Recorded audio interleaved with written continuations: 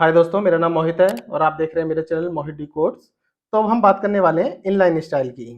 तो react JS में inline style ना दो तरीके से लिखी जाती है। पहली कि एचटीएमएल एलिमेंट के अंदर डायरेक्टली स्टाइल लिख दो, जैसे ये स्टाइल मैंने लिखी है।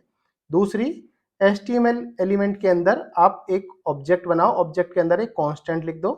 कांस्टेंट का मतलब मैं वेरिएबल की बात कर रहा हूँ। एक वेरिएबल लिख दो, उस वेरिएबल को फंक्शन के ऊपर, फंक्शन के ऊपर के मतलब है कंपोनेंट के ऊपर, उस वेरिएबल के अंदर जितनी भी स्टाइलिंग शीट है उन सबकी प्रॉपर्टी की और वैल्यू ऊपर लिख दो।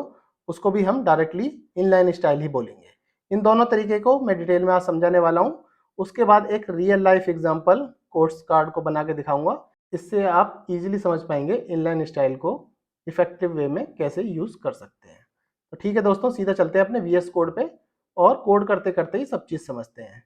मीनवाइल ये मेरी रिएक्ट जेएस की प्लेलिस्ट है, जिसका यूआरएल मैंने अपनी वीडियो के डिस्क्रिप्शन में ऐड कर रखा है। आप डे बाय डे मेरी इस प्लेलिस्ट को चेकआउट कर सकते हैं और अपने हिसाब से प्रिपरेशन कर सकते हैं। तो ठीक है, सीधा वीएस कोड पे चलते हैं और जानते हैं डिटेल में सब कुछ। तो ये मेरा नॉर्मल कोड है, ऑलरेडी ये कोड रन है। चेक कर लेते हैं, रिफ्रेश करा, सेम कोड रन है। सिंपल कोड है, एक h1 टैग है और एक p टैग है। यहाँ से मैं सिंपल ये क्लास हटा लेता हूँ और यहाँ से मैं h1b, ये दोनों भी चीज़ें सिंपल यहाँ से हटा लेता हूँ। सिंपल मैंने एक div टैग रख लिया है।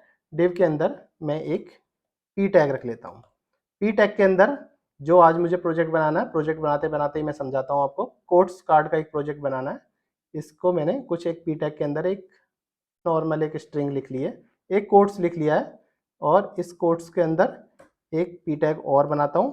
पी टैग के अंदर मैंने लिख लिया है ये किसने ये कोट्स बोला था, उसका नाम लिख लेते हैं, स्टीव जॉब्स।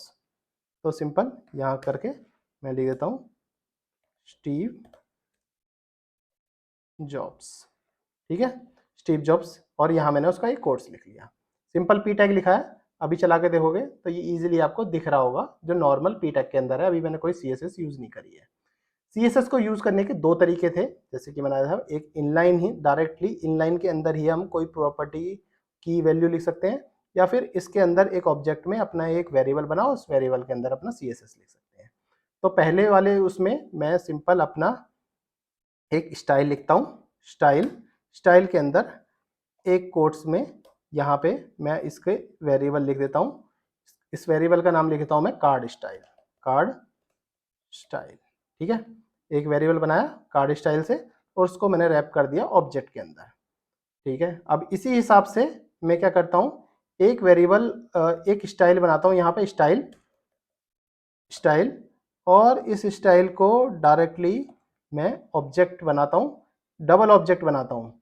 अब मैं क्या करता हूँ, इन दोनों ऑब्जेक्ट के अंदर कुछ एक सीएसएस लिख देता हूँ, जैसे कि स्टाइल फॉन्ट स्टाइल से फॉन्ट स्टाइल नहीं, फॉन्ट साइज रख लेते हैं।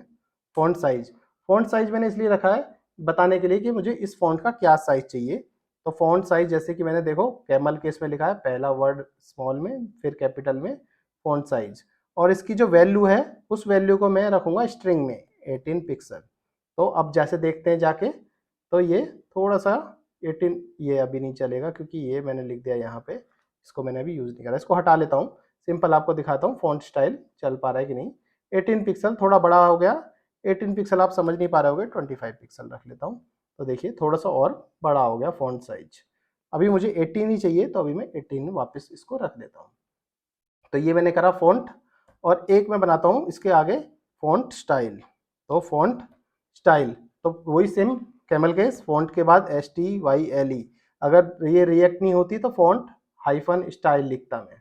ठीक है, इसमें मैं लिखता हूँ इटैलिक में चाहिए मुझे। ठीक है, और अब एक और बना लेते हैं सिंपल, मार्जिन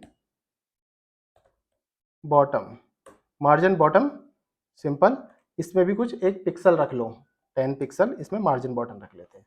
अब जाके देखते हैं, थोड़ा सा मार्जिन आ गया और ये इटैलिक में हो गया। सिंपल था। स्टाइल, इनलाइन स्टाइल लिखनी आपने सीखी। 3 प्रॉपर्टी मैंने इसमें लिखी, फॉन्ट साइज जिसमें पहला कैमल केस, दूसरा स्ट्रिंग, जो आपको जानने की जरूरत है, ऐसे ही करना होता है। और इसमें भी एक स्टाइल बनाते हैं, इसमें भी एक स्टाइल बनाया और इसमें सिंपल एक ऑब्जेक्ट रखा, एक ऑब्जेक्ट और रखा।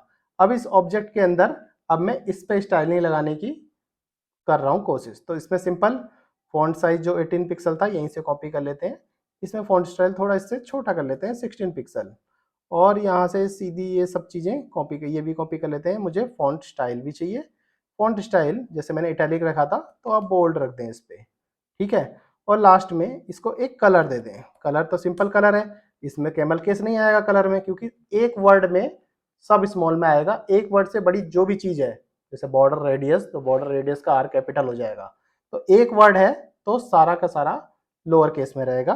कलर में आप इसमें कुछ भी दे दो, हैश 555, थोड़ा ग्रे कलर हो जाएगा।